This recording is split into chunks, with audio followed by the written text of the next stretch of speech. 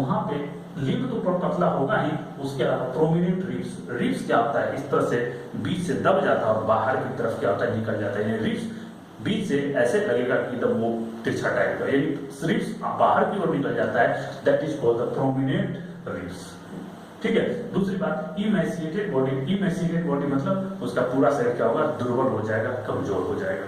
तो ये हो गया। दूसरा, इसमें से डायरिया इसमें भी होता है, डायरिया इसमें भी होता है, लेकिन ये जो सबसे जो कॉमन फीचर्स है, ये जो कॉमन फीचर्स है, ये सिर्फ प्रोटीन और कैलोरी की दोनों की कमी होगी तो वहां पे dry, wrinkle and thin skin हो जाता है, स्किन पतला हो जाएगा और पूरी तरह से ड्राई, और रिंकल मतलब होता है झुर्री वाला स्किन में झुर्रियां आनी शुरू हो जाती है और कम एज में ही ये बुढ़ापे जैसा दिखने लगेगा। तो ये प्रॉब्लम आती है कहाँ पे, प्रोटीन और कैलोरी की कमी से। तो ये दो डिजीजेज जो है, जो प्रोटीन से ये जो डिफिशियंसी डिजीज है प्रोटीन से रिलेटेड है, और कुछ दो डिजीज है जो रिलेटेड होता है वो मिनरल से होता है, और मिनरल्स में दो मिनरल्स बहुत ही इंपॉर्टेंट होता है।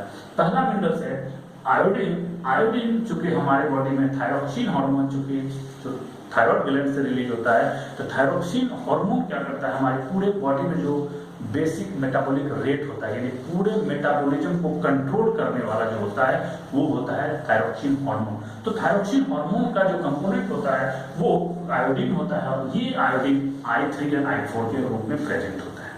हम लोग थायरोक्सिन हार्मोन के बारे में ज्यादा डिस्कस करेंगे एंडोक्राइन सिस्टम में, लेकिन यहाँ पे थोड़ा सा हिंट कर देते हैं कि थायरोक्सिन हार्मोन का मेन कंपोनेंट आयोडीन होता है, और अगर ये आयोडीन की कमी हो गई तो उस क्या होता है, जो थायराइड ग्लैंड होता है उसकी स्वेलिंग हो जाती है, दैट इज कॉल्ड ग्वाइटर। उस डिजीज का नाम है ग्वाइटर। ऐसा इसलिए होता है कि जो हमारा जो थायराइड ग्लैंड होता है वो अपना डिवीजन करना चाहता है, वो ये सोचता है कि अगल बगल में जो आयोडीन है हम अगर अपना नंबर बढ़ा लेंगे तो क्या होगा, अगल बगल का जो भी आयोडीन है वो हम एब्जॉर्ब आसानी से कर लेंगे, जिसकी वजह से यहाँ पे स्वेलिंग आ जाती है, यानी थायराइड ग्लैंड का स्वेलिंग हो जाता है, यानी डिवीजन होने की वजह से लार्ज हो जाता है। That condition is called goitre. और ये इसलिए होता है क्योंकि वहां पे आयोडीन की कमी हो गई है, चाहे वो वाटर में डिफिशियंसी हो गया हो या सॉइल में डिफिशियंसी हो गया हो।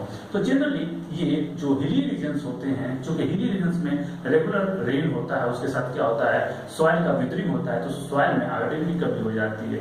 तो जो भी पीपल्स जनरली हिली रीजन में सर्वाइव करते हैं वहां पे ये प्रॉब्लम ग्वाइटर का ज्यादा देखने को मिलता है। तो इसके लिए क्या करते हैं कि आयोडाइज साल्ट, जिसमें आयोडीन मिक्स कर दिया जाता है, आयोडीन मिनरल्स को, और इसमें क्या होता है, ग्वाइटर को क्योर किया जा सकता है। ठीक है।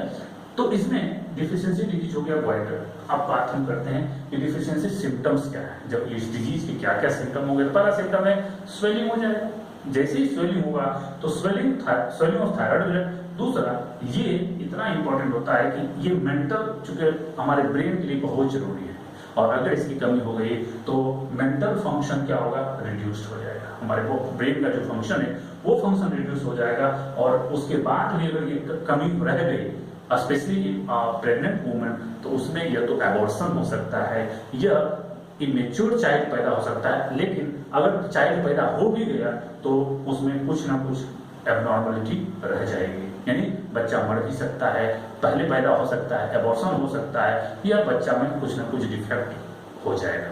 तो आयोडीन का बहुत बड़ा रोल है किसके लिए, ह्यूमन बींग्स के लिए, और इसको ये इंपॉर्टेंट मिनरल्स है और हमेशा हमारे बॉडी में इसकी जरूरत पड़ती रहती है। दूसरा मिनरल है आयरन। आयरन भी one of the most important minerals which is important for our body, because iron जो है, ये आयरन हमारे बॉडी में क्या करता है, आरबीसी बनाने के लिए बहुत रिस्पॉन्सिबल है। और चूंकि आरबीसी, ये यूं कह सकते हैं, हीमोग्लोबिन का जो पार्ट है, ये आयरन जो होता है वो हीमोग्लोबिन का पार्ट होता है। तो हीमोग्लोबिन दो फंक्शन करता है, एक तो वो क्या करता है, और जो रेस्पिरेटरी गैसेस हैं उसको कैरी करता है, उसके अलावा और भी ये फंक्शन बहुत सारे बफर का काम करता है। वो बफर का काम अगर आयरन नहीं होगा तो नहीं हो पाएगा। तो जो सब मोस्ट इंपॉर्टेंट है वो है रेस्पिरेटरी पिगमेंट। ये रेस्पिरेशन में क्या करता है कि जो हीमोग्लोबिन है, वो हीमोग्लोबिन क्या करता है, ऑक्सीजन को कैरी करके कहाँ ले जाता है, टिश्यू तक, और CO2 को क्या करता है, वो बाहर ले जाता है। यानी यूं कह सकते हैं कि एक्सचेंज ऑफ गैसेस में क्या करता है, ये हेल्प करता है। और अगर इसकी कमी हो गई तो जो डिफिशियंसी डिजीजेज होंगे, that disease is called anaemia. Anaemia मतलब एनीमिक कंडीशन में होता है, उसमें आयरन की कमी हो गई है, उसके बॉडी में हीमोग्लोबिन नहीं है, कम हो गया। जनरली एक हेल्दी ह्यूमन में जनरली जो हीमोग्लोबिन होता है 12 से 16 ग्राम के बीच वेरी करता है, यानी 100 ml ब्लड में 12 से 16 ग्राम हीमोग्लोबिन प्रेजेंट होता है। तो अगर एनीमिया होगा तो क्या होगा, उसमें हीमोग्लोबिन का लेवल बहुत कम हो जाएगा, चूंकि हीमोग्लोबिन बन नहीं रहा, और अगर हीमोग्लोबिन नहीं बनेगा तो उसी में उसका क्या होगा, फेल्यूर टू मैच्योर्ड आरबीसी, यानी आरबीसी भी मैच्योर्ड नहीं हो पाएगा। अब बात करते हैं कि जो डिफिशियंसी सिम्टम्स हैं, आयरन का अगर कमी हो गया किसी भी ह्यूमन बीइंग्स में, तो उसमें सिम्टम्स क्या क्या होगा, क्या क्या सिम्टम्स अपीयर होगा। उसमें पहला है low haemoglobin condition. Haemoglobin obviously चूंकि iron is the part of haemoglobin, so there is no formation of haemoglobin, पहला। दूसरा, वीकनेस एंड टायर्डनेस। ऐसा इसलिए होता है क्योंकि वीकनेस या टायर्डनेस रिलेटेड है ऑक्सीजन के लेवल पे। अगर ऑक्सीजन ज्यादा होता है तो क्या होता है, हम अपने आप को फ्रेश महसूस करते हैं, और अगर नहीं ऑक्सीजन है तो हम लोग क्या महसूस करते हैं, थके थके। तो एक्चुअली ऑक्सीजन कौन कैरी करता है, हीमोग्लोबिन कैरी करता है, और चूंकि हीमोग्लोबिन बन ही नहीं रहा है तो क्या होगा, ऑक्सीजन कैरी होगा ही नहीं, और अगर ऑक्सीजन कैरी नहीं हुआ तो ये कंडीशन होगा वीकनेस और टायर्डनेस का। इसके अलावा अगर आयरन की कमी ज्यादा दिनों तक रह जाती है तो उसकी वजह से रिड्यूस्ड लर्निंग एबिलिटी, यानी जिस चाइल्ड में आयरन की कमी है, यानी एनीमिक बच्चा है या एनीमिक ह्यूमन बीइंग है, तो उसमें लर्निंग कैपेसिटी कम होती है। स्पेशली चाइल्ड की अगर बात करें तो वहां पर लर्निंग कैपेसिटी बहुत ज्यादा अफेक्टेड होती है। ठीक। तीसरा, increase risk of infection and even death during child birth. अगर आयरन ज्यादा दिनों तक नहीं मिल पाया तो स्पेशली इन प्रेग्नेंट वुमेन में क्या होता है, जो बच्चा जब पैदा होने वाला रहता है तो उस टाइम पे उस लेडीज का डेथ हो सकता है, अगर आयरन की कंडीशन या आयरन का जो लेवल है प्रॉपर नहीं रहा तो। यानी अगर आयरन की डिफिशियंसी हुई तो जो प्रेग्नेंट वुमेन उसका डेथ हो सकता है जब उसका बच्चा होने वाला होगा उस टाइम पे। क्यों? इसलिए उस टाइम पे ज्यादा ऑक्सीजन की जरूरत पड़ती है, ज्यादा न्यूट्रिएंट की जरूरत पड़ती है, ज्यादा आयरन की जरूरत पड़ती है, क्योंकि जितना भी ऑक्सीजन चाहिए वो कौन करता है, कैरी, यही आयरन करता है। तो इसीलिए आयरन बहुत ही, यानी आयोडीन एंड आयरन दोनों बहुत ही इंपॉर्टेंट मिनरल्स है, और प्रोटीन्स एंड कैलोरी ये भी बहुत इंपॉर्टेंट है किसी भी ह्यूमन बीइंग्स के सर्वाइवल के लिए। ओके, अब हम बात करें ये इसमें तो हम लोगों ने देख लिया कि विटामिन का कमी और कुछ प्रोटीन्स एंड कुछ मिनरल्स की कमी से क्या क्या सिम्टम्स अपीयर होते हैं। तो इसी में मान लीजिए कोई जो न्यूट्रिएंट्स आया, कोई न्यूट्रिएंट्स ज्यादा ले लिया, कोई न्यूट्रिएंट्स कम ले लिया, जिसे हमको लगा कि ज्यादा विटामिन खा लिए, ये ज्यादा प्रोटीन्स खा लिए, तो ज्यादा प्रोटीन्स या ज्यादा फैट या ज्यादा कार्बोहाइड्रेट या ज्यादा न्यूट्रिशन, या किसी को एकदम नहीं मिला, कम मिला, तो कम मिला या ज्यादा मिला, यानी जो लेवल है जितना चाहिए उससे या तो ज्यादा या उससे कम, अगर कोई भी ह्यूमन बीइंग्स उसको कंज्यूम करता है फूड को, उसको बोलते हैं मैल न्यूट्रिशन। मैल मतलब बैड, मैल मतलब उसी टर्म से आया था मलेरिया। मलेरिया मतलब बैड एरिया में, मैल एरिया यानी बैड एरिया में जो डिजीज अपीयर हो उसे बोलते हैं मलेरिया। उसी तरह से यह है मैल न्यूट्रिशन, यानी बैड न्यूट्रिशन, या तो ज्यादा या तो कम। एक जो सर्टेन अमाउंट, सपोज कीजिए हमको 10 ग्राम पर डे या 10 कैलोरी हमें चाहिए, 10 किलो कैलोरी या 100 किलो कैलोरी हमें पर डे चाहिए, हमने क्या किया 200 किलो कैलोरी कर लिया, तो उसमें उस कंडीशन में क्या होगा, उसको बोलते हैं ओवर न्यूट्रिशन। और अगर हमें 100 कैलोरी चाहिए, हमें 50 कैलोरी मिल रहा है, तो उसको बोलते हैं अंडर न्यूट्रिशन। और अंडर न्यूट्रिशन, ओवर न्यूट्रिशन दोनों जो आता है वो मैल न्यूट्रिशन में आता है। दोनों कंडीशन खराब है, दोनों कंडीशन में कुछ ना कुछ सिम्टम्स अपीयर होते हैं। तो पहला बात करते हैं अंडर न्यूट्रिशन। अंडर न्यूट्रिशन में क्या होता है कि जितना मिनिमम रिक्वायर्ड फूड चाहिए, जितना भी मिनिमम रिक्वायर्ड फूड चाहिए, अगर उतना हमें फूड या न्यूट्रिएंट्स अगर नहीं मिलता है तो उस कंडीशन को क्या बोलते हैं, अंडर न्यूट्रिशन। यानी हमारे बॉडी में इतना फूड चाहिए, इतना न्यूट्रिएंट चाहिए जो हमारे बॉडी को प्रॉपर एनर्जी या मेटाबॉलिक एनर्जी प्रोवाइड करा सके। अगर उससे कम है तो that is called under nutrition. और उसी से अगर हम ज्यादा भोजन करते हैं तो जितना हमें चाहिए उससे ज्यादा न्यूट्रिशन हम ले रहे हैं और उससे ज्यादा एनर्जी मिल जा रहा है, that is called the over nutrition. Generally over nutrition की बात करें, अगर जनरली हम सैचुरेटेड फैट में क्या होता है, एग्जाम्पल उसका है butter, ghee, vegetable oils, red meat, eggs, ये जितने भी वेजिटेबल्स ऑयल्स में क्या क्या आ जाता है, जैसे डालडा, ये सब जो वेजिटेबल्स ऑयल्स आ जाते हैं, तो ये जितने भी सैचुरेटेड फैट्स हैं, अगर इस सैचुरेटेड फैट्स का अगर हम ओवर यूटिलाइजेशन करते हैं या ओवर कंजम्पशन करते हैं, उसकी वजह से क्या होता है, हम ओवर न्यूट्रिशन होता है। लेकिन स्पेशली सैचुरेटेड फैट का, अगर ज्यादा हम सैचुरेटेड फैट ले रहे हैं तो स्पेशल एक टर्म दिया गया है, that is called hypercholesterolemia. Cholesterol लिख दो, उसके बाद एमिया लगा दो, यानी कोलेस्टेरॉल एमिया। कोलेस्टेरोलेमिया जो होता है, स्पेशली कोलेस्टेरोलेमिया जो होता है सैचुरेटेड फैट की वजह से होता है। वो चूंकि उसमें कोलेस्ट्रॉल का लेवल बहुत ज्यादा होता है, वो हमारे क्या होता है, आर्टरी में जाके वो वहां पे जम जाता है, जिसकी वजह से प्रॉब्लम क्रिएट हो जाती है। अगर स्पेशली ये जाके हार्ट में, हार्ट के कोरोनरी आर्टरी क्या करता है, हमारे हार्ट को ऑक्सीजनेटेड ब्लड सप्लाई करता है ताकि हमारा हार्ट प्रॉपर फंक्शन कर सके। अगर वहां पे जाके ये सैचुरेटेड फैट अगर जमा हो गया तो वहां पे हार्ट अटैक आने की पॉसिबिलिटी है, या उसी को बोलते हैं हम कार्डियक डिसऑर्डर्स। कार्डियक डिसऑर्डर्स क्या होता है, उसकी वजह से क्रिएट हो सकता है। तो ये हाइपरकोलेस्टेरोलेमिया हो गया, ओवर न्यूट्रिशन, अंडर न्यूट्रिशन। अब बात करते हैं ओवरवेट एंड ओबेसिटी। ये दोनों टर्म लगभग एक ही चीज है। ओवरवेट की बात करें, अगर हम बहुत ज्यादा कैलोरी ले लें, यानी अगर हम बहुत ज्यादा एनर्जी लेंगे, दैट काउजेज द ओवरवेट। जैसे हाई कैलोरी वाला क्या क्या फूड है, जैसे शुगर, हनी, घी, ये सब अगर हम बहुत ज्यादा ले लेंगे तो इसको क्या बोलते हैं, ये सारा काउज क्या करेगा, ओवरवेट।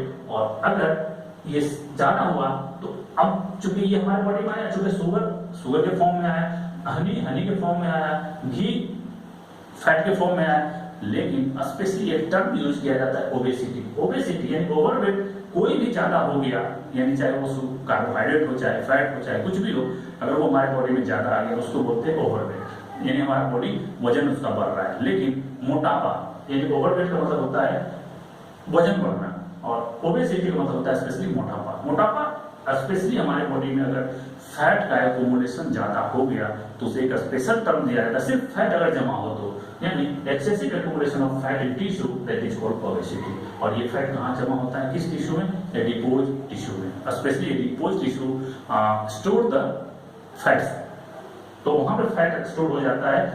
और जब हमारे बॉडी बहुत ज्यादा एक्यूमुलेशन फैट का हुआ तो एक टर्म यूज किया जाता है ओबेसिटी। और हम कोई भी, चाहे शुगर हो चाहे कुछ भी हो, हम अगर बहुत ज्यादा भोजन ले रहे हैं तो वो क्या करेगा, ओवरवेट क्रिएट करेगा। इसी में अब एक ये दो बहुत इंपॉर्टेंट पॉइंट है। यहाँ पे क्या है कि अगर आप कोई भी मिनरल्स या स्पेशली फैट सोल्यूबल विटामिन्स, ये याद रखिएगा, ये फैट सोल्यूबल विटामिन्स या मिनरल अगर हम एक सर्टेन लेवल से ज्यादा ले लेते हैं तो हमारी बॉडी के लिए क्या हो जाता है, वो टॉक्सिक हो जाता है, यानी वो फायदा के बदले क्या करेगा, वो हमारे बॉडी को नुकसान पहुंचाना शुरू हो जाता है। इसीलिए बिना डॉक्टर के प्रेस्क्रिप्शन का कोई भी विटामिन या कुछ भी हमें नहीं लेना चाहिए। ओके, दूसरा बात, एक एक्सेप्शन ऑफ फॉलिक एसिड, जो अगर स्पेशली जो वुमेन चाइल्ड बर्थ करने वाली है, चाइल्ड को जो बर्थ देने वाली है, उसमें उसको अगर ऊपर से फॉलिक एसिड में उसका बहुत अच्छा न्यूट्रिएंट्स क्यों ना हो, उसको अच्छा न्यूट्रिशन क्यों ना दिया जाए, अगर उसको ऊपर से फॉलिक एसिड एक्स्ट्रा दिया भी जाए तो वो उसके लिए टॉक्सिक नहीं होता है। ये एक एक्सेप्शन है, ये याद रखना है। बाकी केस में क्या होगा, जितने भी minerals and fat soluble vitamin है वो क्या करता है, टॉक्सिक क्रिएट करता है। ठीक है, कि जो डाइजेस्टिव सिस्टम से रिलेटेड जो प्रॉब्लम्स है, जो डिसऑर्डर्स हैं, उसके बारे में हम लोग स्टडी करेंगे। तो बहुत सारे डिसऑर्डर्स हैं, मेनली 6 तरह के डिसऑर्डर्स ऑब्जर्व किया गया, और भी बहुत सारे हैं, लेकिन हम लोग को इसी 6 से क्वेश्चन फंस जाएगा नेट के लिए। और भी बहुत सारे पढ़ सकते हैं, लेकिन इतना अगर तैयार कर लेते हैं जितना ये मेंशन है 6 डाइजेस्टिव डिसऑर्डर्स, तो यहाँ से क्वेश्चन हम मतलब जो भी क्वेश्चंस नीट में पूछे जाएंगे वो सारे क्वेश्चन यहाँ से पिक हो जाएंगे। तो बात करें पहला जो डिसऑर्डर्स है जो डाइजेस्टिव सिस्टम में जनरली ऑब्जर्व किया जाता है, that is the inflammation of intestinal tract. हमारे इंटेस्टाइनल ट्रैक्ट में किसी भी तरह का इन्फ्लेमेशन हो जाए, यानी स्वेलिंग हो जाए, और वो स्वेलिंग का कई रीजन हो सकते हैं, लेकिन जनरल जो रीजन होता है इसमें इन्फेक्शन हो जाता है। इन्फेक्शन जनरली वायरस या बैक्टीरिया का हो जाता है। इसके अलावा और भी बहुत सारे जो पैरासाइट्स हैं जिसकी वजह से क्या होता है हमारे इंटेस्टाइन में इन्फ्लेमेशन हो सकता है, और वो पैरासाइट्स है टेपवर्म वैसे पीपल में होगा जो जनरली पोर्क, इसको टेपवर्म को पोर्क भी बोलते हैं, जो सुअर का मांस ज्यादा खाते हैं, पोर्क ज्यादा खाते हैं। राउंड वर्म भी क्या होता है हमारे इंटेस्टाइन में आ सकता है, वो इसकी वजह से भी क्या होगा इन्फ्लेमेशन हो सकता है। हुकवर्म वुड के जैसा होता है, ये भी क्या करता है हमारे इंटेस्टाइन में इन्फ्लेमेशन क्रिएट करता है। तो ये सारे पिनवर्म, थ्रेडवर्म, ये सारे वर्म जो हैं अगर ये हमारे इंटेस्टाइन में ये पहुंचेगा तो इसकी वजह से भी क्या होता है हमारे इंटेस्टाइन में इन्फ्लेमेशन आ जाएगा। तो पहला डिसऑर्डर है इन्फ्लेमेशन ऑफ इंटेस्टाइनल ट्रैक्ट। दूसरा है जॉन्डिस। जॉन्डिस बहुत नॉर्मल केस है, ज्यादातर लोगों में ऐसे जगहों पे ज्यादा ऑब्जर्व होता है पीपल में जहां पे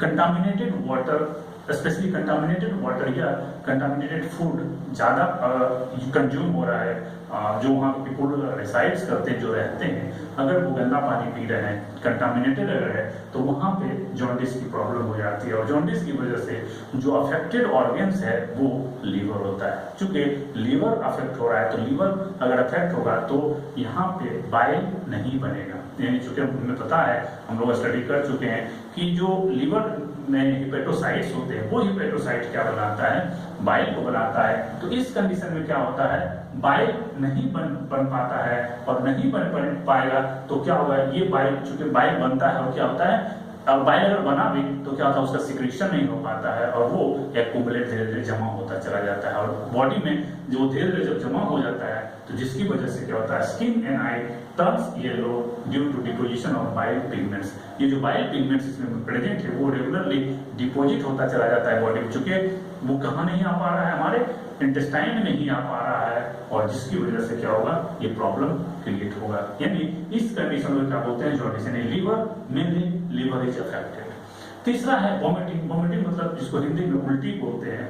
वॉमिटिंग एक्चुअली ये एक रिफ्लेक्स एक्शन होता है। अगर किसी कारण से कोई प्रॉब्लम आ गई, जो हम फूड इंटेक किए हैं, तो वो क्या होता है स्टोमक तक पहुंचता है, और वहां पे अगर बॉडी को लग रहा है कि ये this food is not suitable for our body, तो वो क्या करेगा, एक रिफ्लेक्स एक्शन क्रिएट करता है, और वो जो ब्रोथ ऑफ फूड है जो हमारे स्टोमक में प्रेजेंट होता है, वो क्या होता है, वापस माउथ के थ्रू बाहर निकल जाता है। This condition is called vomiting. और चूंकि वॉमिटिंग एक रिफ्लेक्स एक्शन है, और रिफ्लेक्स एक्शन के थ्रू ये सारा कंट्रोल होता है, तो ये रिफ्लेक्स एक्शन हमारे ब्रेन के मेडुला पार्ट में प्रेजेंट होता है, that is called vomit centre. ये वॉमिट सेंटर एक्टिवेट होता है, यानी उसको तब एक्टिविटी मिलती है, ये वो तब एक्टिव होता है जब उस हमारी बॉडी को ये लग जाता है कि this food is not suitable for our body. तो सुटेबल नहीं होगा, वो बाहर निकल जाएगा, और जब ऐसा होना होगा, जब भी वॉमिटिंग होनी होती है या वॉमिटिंग की टेंडेंसी आती है, तो उस समय हमें क्या होता है, नौसिया आ जाता है, थोड़ा सा चक्कर आना शुरू होगा, और थोड़ी देर के बाद क्या होगा, वॉमिटिंग हो जाएगी। तो ये वॉमिटिंग की बात की है।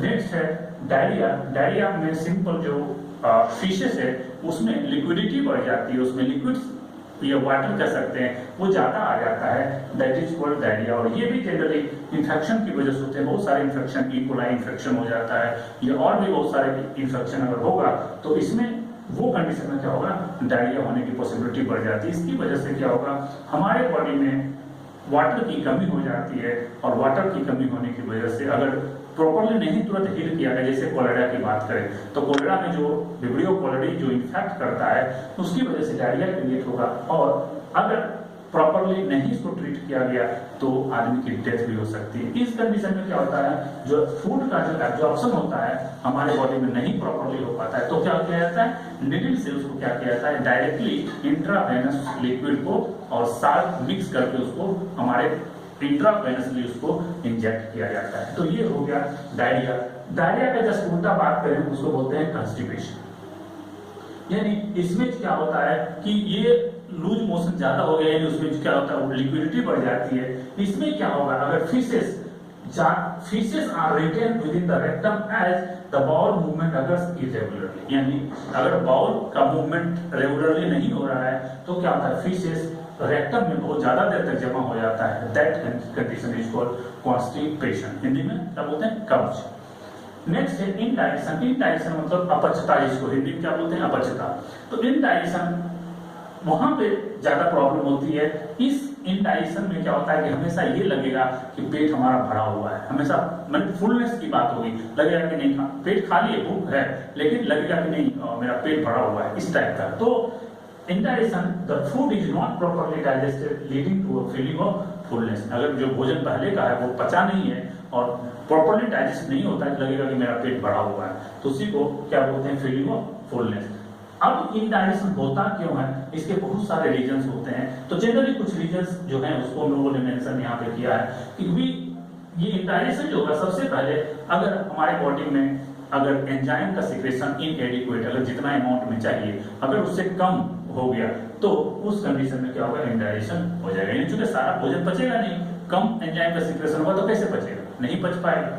दूसरा एनेक्सिटी। एनेक्सिटी यानी अगर एनेक्सिटी में मान लीजिए अगर कुछ ऐसा कंडीशन आ गया, उल्टी हो गया या कुछ इस तरह की कंडीशन आ गया, बेहोशी की बात हो गई, तो उस कंडीशन में क्या होता है, या जी मिकलाना की बात, जैसे इस, तो उस कंडीशन में एनेक्सिटी होगा। दूसरा फूड पॉइजनिंग। अगर फूड पॉइजनिंग हो जाए, अगर मान लीजिए कुछ हम खाएं उसमें कुछ ऐसा सब्सटेंस हो जिसकी वजह से हमें प्रॉब्लम क्रिएट हो, that is called the food poisoning. और फूड पॉइजनिंग बहुत सारे बैक्टीरिया की भी वजह से होता है, या फूड में कुछ ऐसा सब्सटेंस है जो हमारे बॉडी के लिए सुटेबल नहीं है, तो उस कंडीशन को भी क्या बोलते हैं, फूड पॉइजनिंग। और फूड पॉइजनिंग हो गई है तो उस कंडीशन में भी इंडाइजेशन की शिकायत हो सकती है, प्रॉब्लम्स हो सकती है। दूसरा ओवर ईटिंग, जो हमेशा खाते रहता है कुछ न कुछ टाइम गैप नहीं दे रहा है, जिसकी वजह से जो वहां पे एंजाइम सिक्रेट होता है वो एंजाइम सिक्रेशन इनएडिक्वेट हो जाता है, इनबैलेंस नहीं रह पाता है, जिसकी वजह से क्या होता है, इंडाइजेशन होता है। और जो लास्ट है और सबसे इंपॉर्टेंट है, स्पाइसी फूड, जो पिज्जा बर्गर या जो भी स्पाइसी फूड, ऑयली फूड ज्यादा खाते हैं, उसमें ये इंडाइजेशन की प्रॉब्लम्स सबसे ज्यादा होती है। तो ये जितना भी डिसऑर्डर से डाइजेस्टिव सिस्टम से रिलेटेड जो नीट के लिए सफिशिएंट है, यहाँ से क्वेश्चन वहां पे फंस जाएगा।